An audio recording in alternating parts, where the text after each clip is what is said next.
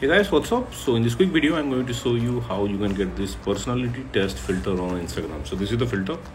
To use this filter, just press and hold the camera button.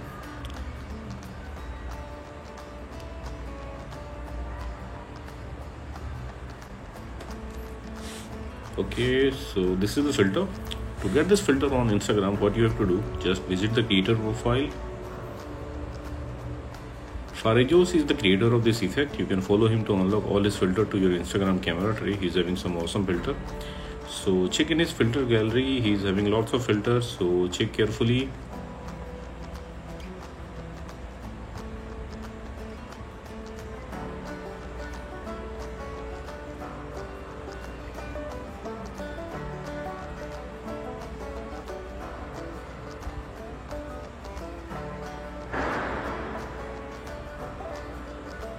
Okay, so this is the filter, my personality. Tap on it and you will see this preview. From here you can save it to your Instagram camera tray and you can tap on try to try the filter.